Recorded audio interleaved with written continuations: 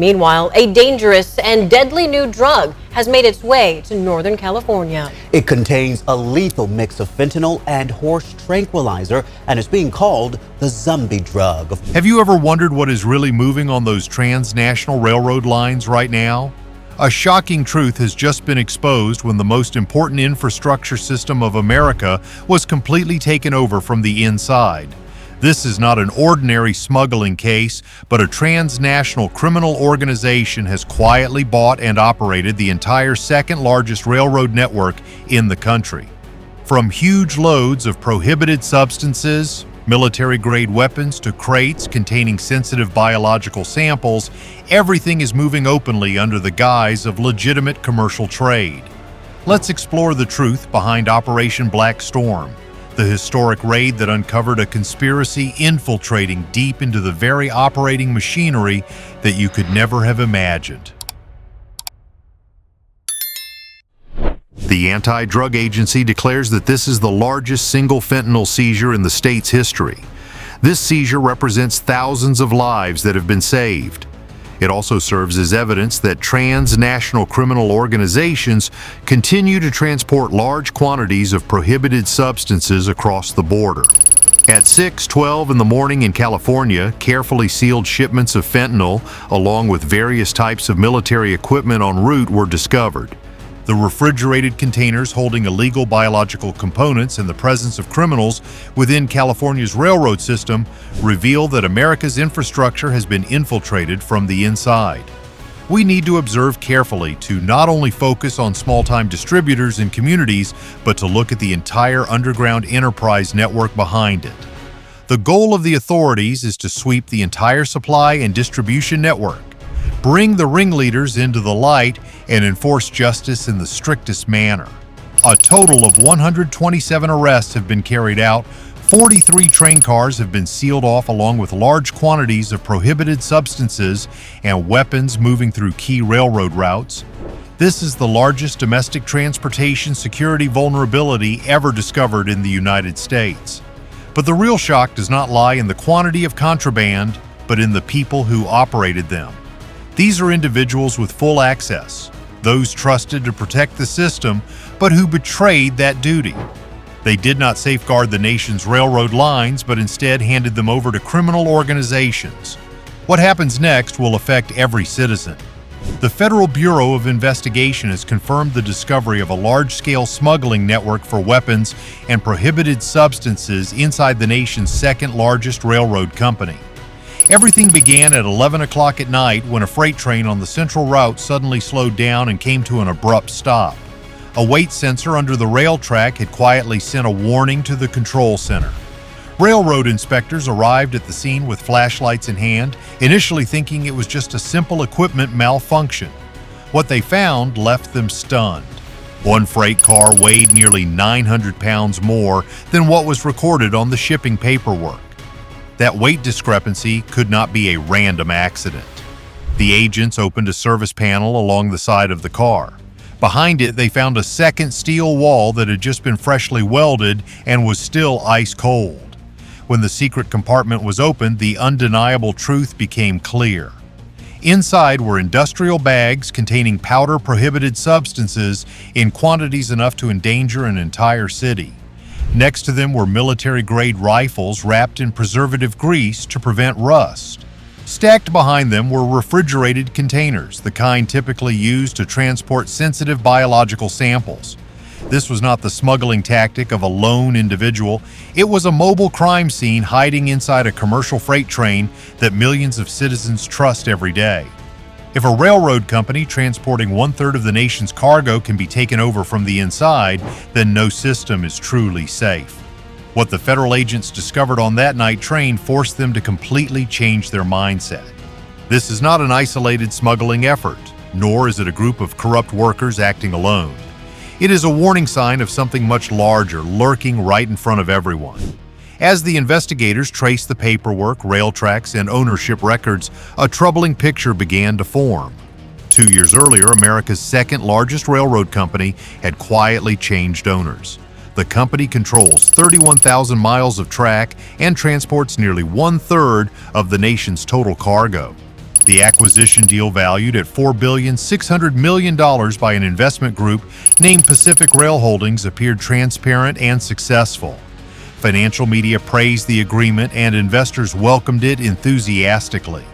Daily operations encountered no disruptions, trains continued to run on schedule, and no alerts were raised. But behind the polished press releases was a completely different reality. Federal financial analysts discovered that Pacific Rail Holdings, in fact, did not exist. It was merely a shell company layered upon other shell companies, with entities registered in Panama, Hong Kong, and Dubai to conceal the true ownership. When the investigators traced the money trail far enough, every path led to the same place. Transnational criminal organizations collaborating with each other in the United States on an unprecedented scale. Within just a few months after the takeover, the railroad company began changing from the inside. Criminal organization operatives were quietly placed in key positions. Maintenance supervisors controlled the repair shops. Logistics managers decided which cars went where. Night shift supervisors approved shipments that never appeared on official manifests. Engineers redesigned refrigerated cars with hidden steel compartments that routine inspections could not detect. What was once a reliable railroad system had become a mobile criminal corridor.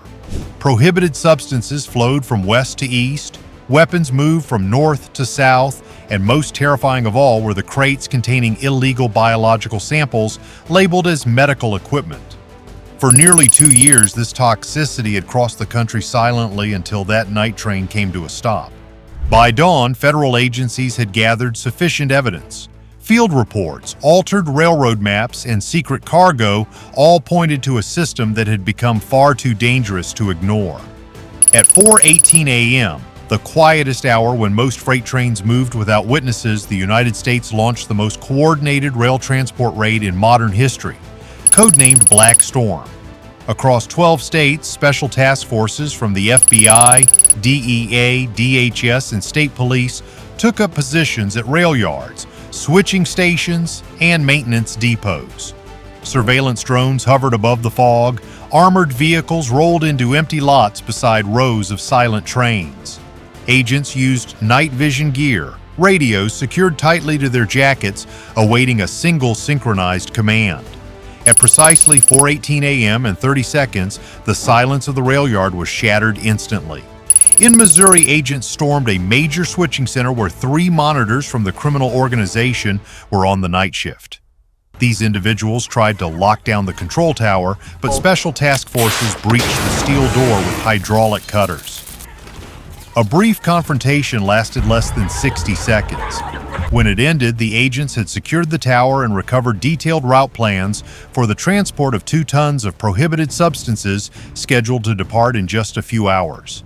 In Arizona, federal officers surrounded a repair shop used to modify refrigerated rail cars.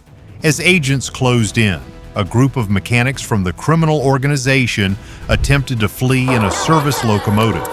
Tactical units blocked the tracks, forcing them to surrender. Inside the shop, agents discovered 27 refrigerated containers, each equipped with hidden compartments large enough to conceal prohibited goods and weapons. In Illinois, the confrontation proved more intense. A warehouse controlled by the criminal organization located adjacent to the rail line refused to comply with orders. Stun devices lit up the early morning darkness as agents stormed the loading doors. Inside, they found 12 workers sealing containers of narcotics disguised as food supply shipments. Some suspects attempted to flee through the rear stairwell, but were apprehended by special task forces already lying in wait outside. Meanwhile, in Texas, the largest target was a 2-mile-long freight train awaiting departure orders, which was secured without a single shot fired. Positioning devices confirmed it was carrying one of the largest mixed illicit shipments in the entire operation. Agents inspected each car one by one, uncovering rifles wrapped in plastic, sacks of prohibited substances, and refrigerated storage units mislabeled as agricultural equipment. By 5:57 a.m., the operation was essentially complete. 127 suspects had been detained, 43 rail cars seized, and 7 rail facilities placed under federal control. For the first time in 2 years, the national rail network was no longer transporting poison and weapons through the heart of residential communities. Is the national infrastructure truly safe when criminal organizations have secretly taken over and operated it from within? The battle was over, but the investigation was only just beginning. As dawn broke after Operation Black Storm, federal agents finally had the chance to examine what they had seized. What was discovered inside the rail cars, repair shops, and switching stations revealed a sophisticated criminal operation that had infiltrated far deeper than anyone could have imagined. This was not merely a company transporting contraband, it had been entirely redesigned to do so. The rail cars were the first shock.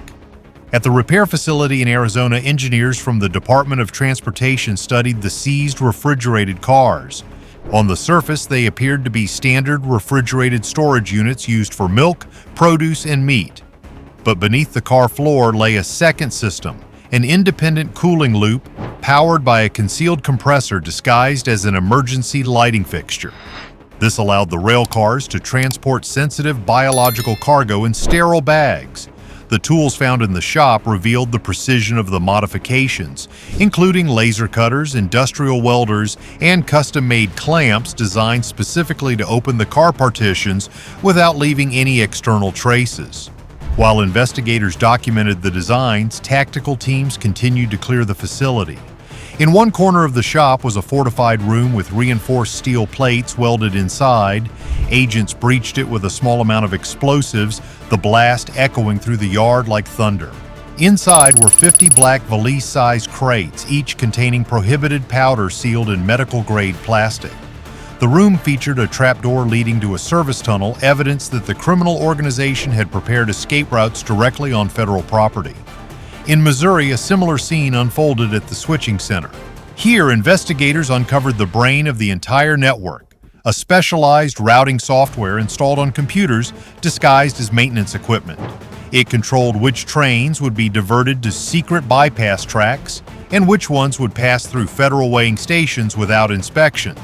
The system automatically triggered mechanical delay notifications to conceal any unusual stops. Every action was logged under fabricated employee identification codes. Agents seized rifles, encrypted radios, and burner phones loaded with transportation maps that appeared in no official databases. In Illinois, the raid on the warehouse revealed an assembly line where workers were packaging narcotics into containers labeled as food products. Subsequent testing confirmed that some of these shipments were directed into ordinary food supply chains, delivering poison directly into the nation's most trusted distribution networks. Federal officers also discovered a set of empty refrigerated crates fitted with quick response codes linked to non-existent medical centers. These were used to transport biological samples that could never be traced or questioned. The criminal organization had built a supply chain that operated like a living organism, swift, silent, and highly adaptable. From hidden compartments in rail cars to compromised switch monitors, every piece of the network was assembled with deliberate intent. Operation Black Storm had broken its backbone, but investigators recognized that this rail empire was not merely about transporting contraband. It had become the heart of a criminal system that treated America's railroads as its own private highway. Stripping away the outer shell was only the beginning. The real danger lay in what remained hidden beneath years of corruption. The hours following the operation did not bring immediate clarity, but instead opened a labyrinth. The seized rail cars, computers, and refrigerated crates were merely the surface of a criminal structure with roots deeply embedded beneath the transportation system. Federal analysts began digging deep into 3 years of shipping records containing millions of data points. Patterns started to emerge clearly. Certain trains consistently moved during the darkest hours. Certain shift supervisors routinely approved unscheduled stops, and specific routes always showed weight discrepancies ranging from 600 to 90,000 pounds. These were ghost trains designed to blend seamlessly into legitimate commercial operations. However, paperwork alone was not enough to expose everything. The FBI needed insiders to provide information. That was when 2 undercover agents posing as seasonal rail technicians were inserted into different repair shops. For months, they worked double shifts, cleaning brake assemblies, repairing couplers, and learning the rhythm of the night cruise. Eventually, a supervisor approached one of them with an offer for extra work at high pay and no questions asked.